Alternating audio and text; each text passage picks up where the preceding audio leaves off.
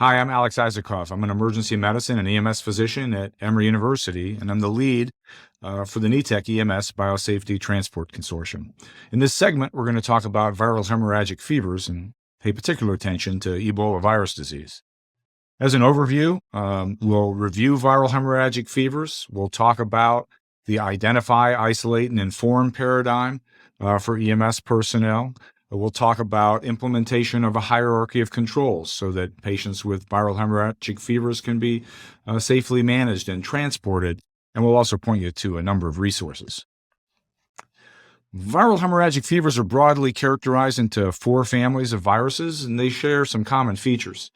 All of them have an animal reservoir. That means that humans aren't the natural host for viral hemorrhagic fevers. All of them are geographically restricted to where the host species live. So if you imagine a virus, host species being an animal living in some part of Africa, for example, that's geographically where that disease would be restricted until you had human contact and then humans carrying it to other parts of the world. Human outbreaks do occur sporadically because humans come in contact with infected animals. Then they become infected, and then there's risk of them transmitting it from human to human. There's no known cure for viral hemorrhagic fevers, though there are treatment regimens and vaccines available for some. If I showed you a list of viral hemorrhagic fevers, you'd probably recognize some. Yellow fevers, commonly reported in South America and in Africa. Hantavirus has been reported in the Southwest United States.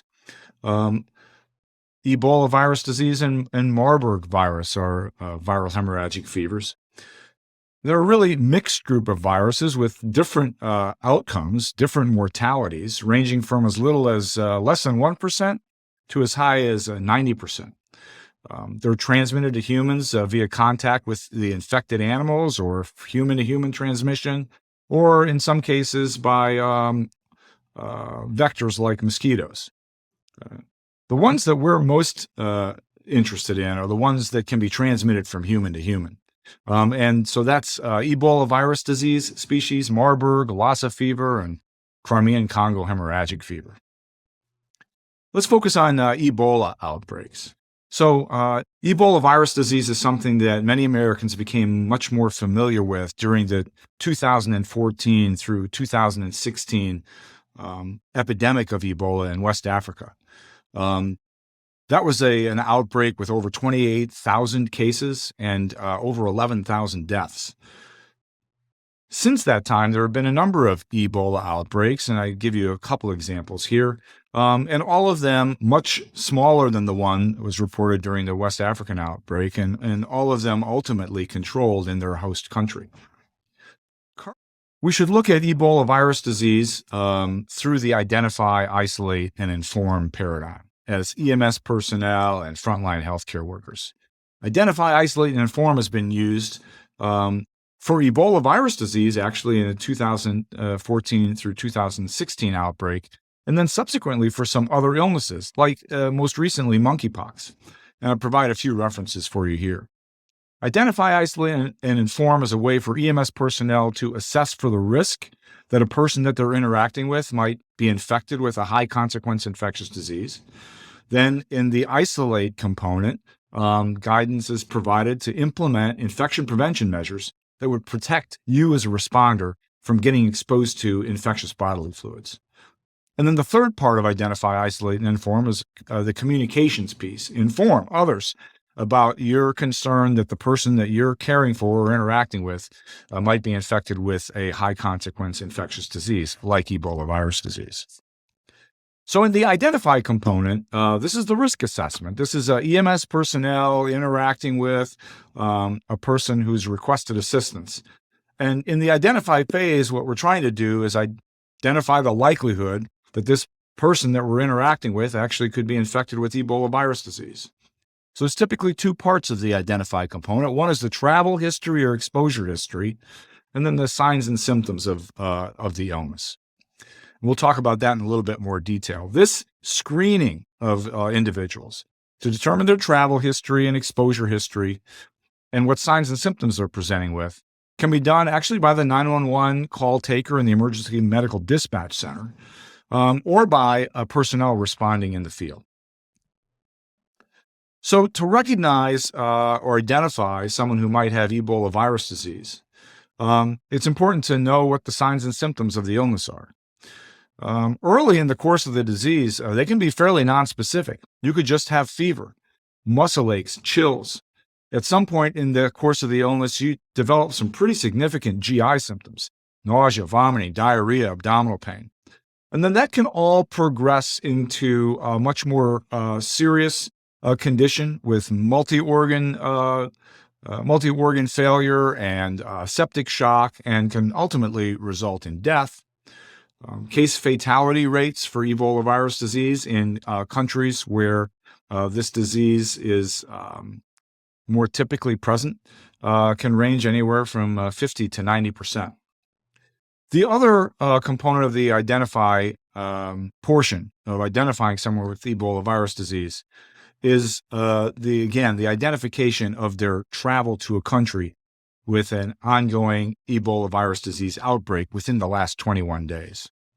Now, it's also probably important for us to note here that this raises suspicion that the patient might have Ebola virus disease, but it doesn't guarantee that they do. There are a lot of illnesses that have these atypical presentations that you could contract while traveling overseas. And in many places where Ebola virus disease can emerge, you're also at risk for contracting malaria, for example.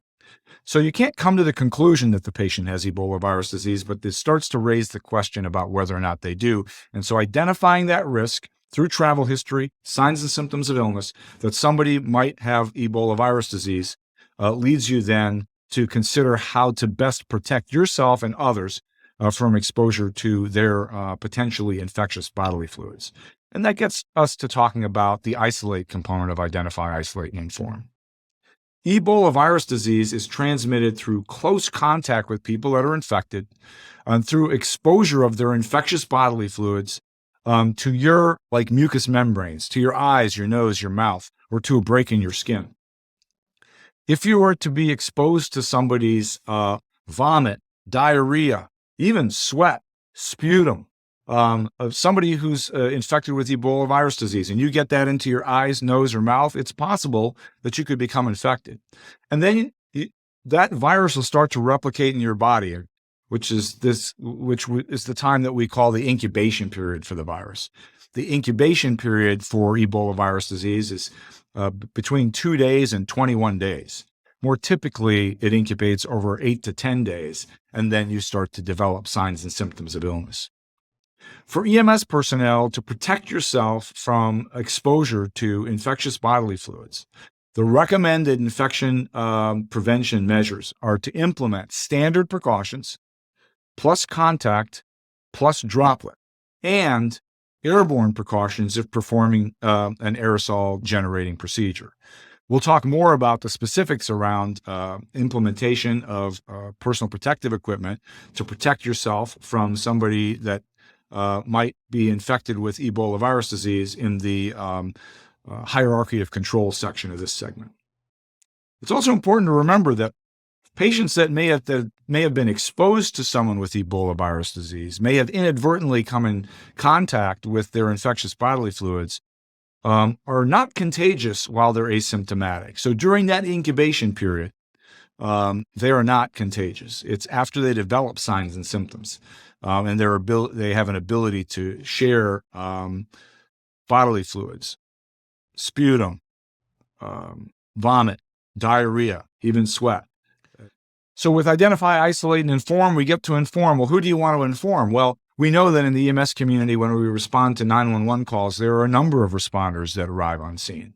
It's important to let other responders know that you believe, based on the travel history and the signs and symptoms that the patient's presenting, that you believe this patient might actually have Ebola virus disease. And if that's the case, you want to let other responders know so that they can avoid unprotected exposure with that individual.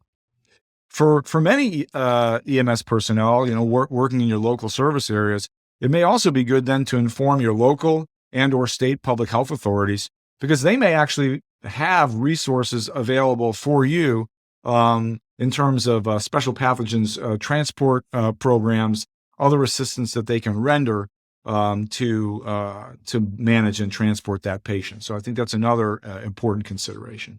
Of course, advising your supervisory personnel that you believe a patient may have Ebola virus disease is important.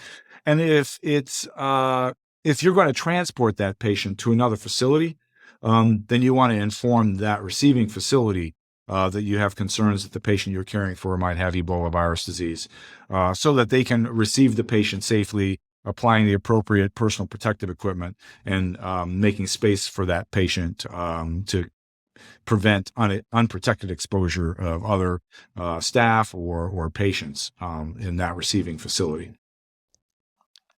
The other thing that's important for EMS personnel to know if they believe that they are interacting with a patient that might have Ebola virus disease is how to implement a hierarchy of controls.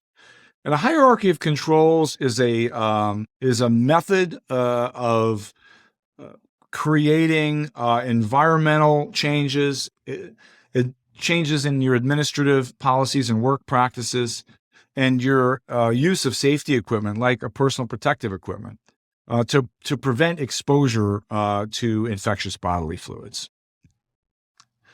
So we often talk about making changes to the environment in the ambulance, separating the driver compartment from the patient compartment, adjusting air handling to introduce fresh air into both the driver compartment and the patient compartment, turning exhaust fans on high in the patient compartment, and to consider draping the interior of the ambulance to protect those environmental surfaces from exposure to infectious bodily fluids should that patient vomit or have uncontrolled diarrhea, which would risk contaminating environmental surfaces of the ambulance and perhaps make it more difficult to clean and disinfect. We also want to take some measures to prepare the patient for transport. Remember, we talked about saliva being a potential infectious bodily fluid that could transmit the virus. So applying a surgical mask to the patient is important. If you have an ability to isolate the patient or wrap the patient in an impervious sheet or have them wear a coverall, that can help too if their clothing has become contaminated from vomit or if they're having uncontrolled diarrhea, to try and contain those infectious bodily fluids and protect responding personnel from exposure to them. You might consider undergarments to collect diarrhea, adult undergarments to collect that potentially infectious diarrhea, having a leak-proof container for the collection of emesis. And you might also consider pre-treating the patient with nausea before loading and transporting the patient to, again, prevent vomiting. In terms of personnel, we want to avoid unprotected exposure to a patient. Understanding the value of a 6-foot distance rule, especially as it relates to transmission of heavy droplets, could be helpful. Limiting the exposure to the minimum number of personnel to safely make that care for that patient and transport them. And also implementing a procedure where the driver of the ambulance doesn't make patient contact so that we can avoid contamination of the driver compartment of the ambulance. In terms of clinical care, we want to be careful with the use of sharps around anybody that we suspect might have Ebola virus disease. And as much as we can, we want to limit the use of aerosol generating procedures. As it relates to the personal protective equipment, remember what we talked about. We said that what we want to do is implement standard precautions plus transmission-based precautions, specifically contact and droplet, and then airborne precautions if an aerosol-producing procedure was going to occur. So to be very clear about that, if you have a patient that has confirmed Ebola virus disease, the CDC recommends an impermeable gown or coverall, the use of a full face shield, and a NIOSH-approved, fit-tested N95 respirator or higher protection for respiratory protection. That higher protection might be a powered air purifying respirator. Double gloves, boot covers, and an apron. That's also recommended for persons under investigation. So you may not know that they have Ebola virus disease, but you're concerned that they have it. and the patient's unstable. Unstable defined as having unstable vital signs or having vomiting and diarrhea, or otherwise having an ability to share potentially infectious bodily fluids more readily with the care team. Under those circumstances, the CDC's recommendation is impermeable gown or coverall, full face shield, and an N95 respirator or better, double gloves, boot covers, and an apron. For a stable PUI, so imagine someone who's traveled, who's presenting with fever, no vomiting, no diarrhea, a stable PUI. There is an option for a PPE ensemble that would include a fluid-resistant gown or coverall, full face shield, a simple surgical mask, and double gloves. And I can say from experience in implementing either of these personal protective ensembles, the one for the stable PUI is actually,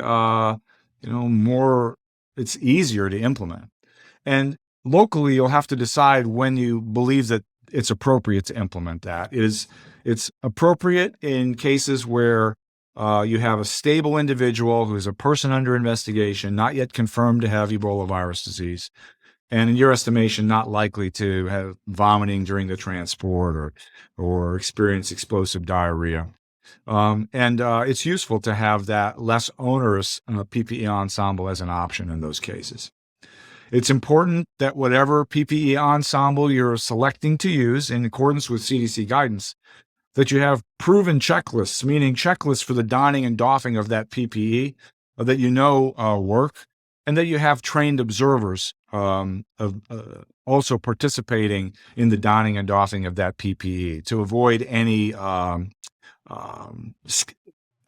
really accidents that could result in an inadvertent exposure to infectious bodily fluids.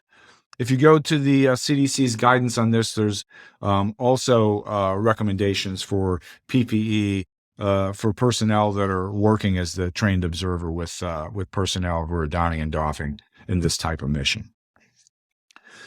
Obviously, after transfer of care to the receiving facility, there are considerations around ambulance cleaning and disinfection.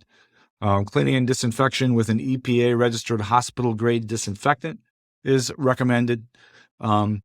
If you're generating waste caring for a patient with Ebola virus disease, this is considered highly regulated Category A waste. And so EMS personnel need to have a procedure by which they're going to properly dispose of this highly regulated waste. In most cases, our recommendation is that you leave it with the receiving facility, who should already have appropriate procedures for management of highly regulated waste. But in any case, you need to be aware that this is a Category A waste and there's special handling procedures that are required. After these missions, it's recommended that even if you don't believe you've had exposure to infectious bodily fluids, that you observe the crew for signs and symptoms of illness for one incubation cycle, which for Ebola virus disease would be 21 days, or until the disease or concern is ruled out. So in some cases where you transport a patient with Ebola virus disease, that's a person under investigation, they get to the assessment center or the treatment center, and they have the appropriate tests done, and it's learned that they, in fact, don't have Ebola virus disease, but have something else, like malaria, for example. In that case, then the post-mission medical surveillance can stop. But if the patient has confirmed disease, you need to provide evaluation of those personnel's signs and symptoms for 21 days. And this is often done in coordination with public health. There are vaccines now, very effective vaccines available for Ebola virus disease, but specifically it's effective against the species Ebola Zaire.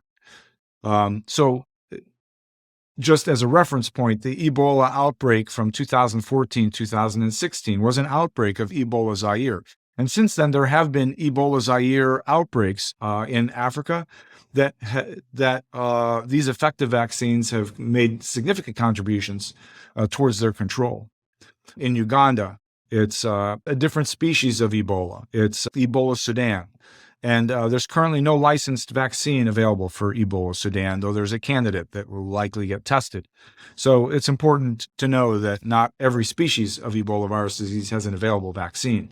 And so really put that out there just for awareness for EMS personnel.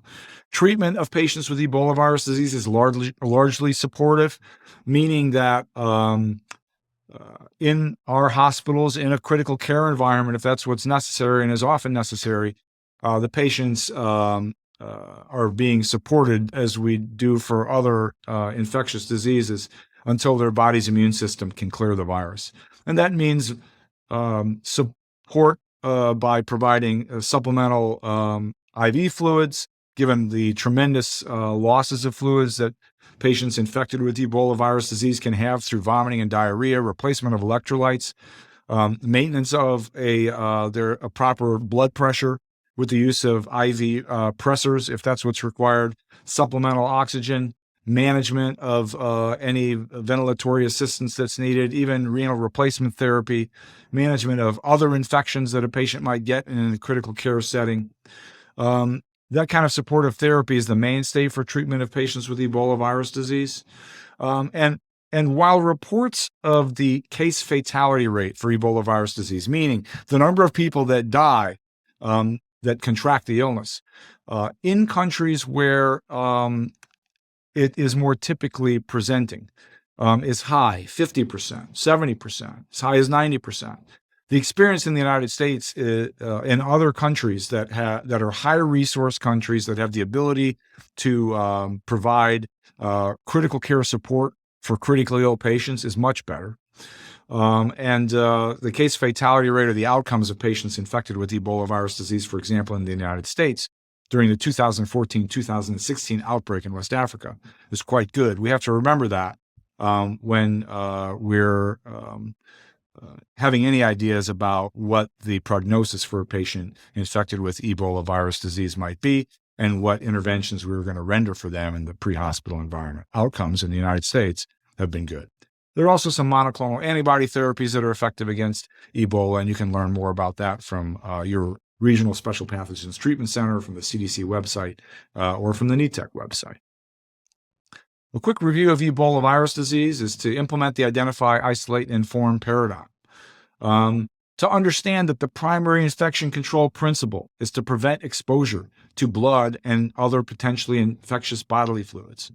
To implement standard plus contact plus droplet plus airborne precautions. To implement a hierarchy of controls. To supervise the donning and doffing of personal protective equipment, and to recognize that waste that's generated in the management of these patients is Category A waste. Let me point you to a few resources that might be helpful. Here's some QR codes for resources, guidance that's available on the CDC website, guidance for emergency medical services and 911 communication centers, as well as guidance for developing a plan for interfacility transport of persons under investigation or confirmed to have Ebola virus disease in the United States. Also, in the wake of the 2014 to 2016 Ebola virus disease outbreak in West Africa, our colleagues at NETEC, together with partners across the United States, worked to develop the EMS Infectious Disease Playbook with Asper Tracy. This is a good resource today, not just for special considerations for management and transport of patients with Ebola virus disease, but really across the entire gamut of communicable diseases and how to implement standard and transmission-based precautions, and how you might consider screening for these types of illnesses through EMD programs, as well as through better education and training of field providers. Also, I'll direct you to resources at NETEC, the National Emerging Special Pathogens Training and Education Center. NETEC continues to provide resources for frontline healthcare personnel, as well as assessment and treatment centers and EMS personnel to better manage patients not only infected with Ebola virus disease and other viral hemorrhagic fevers, but with high consequence infectious diseases in general.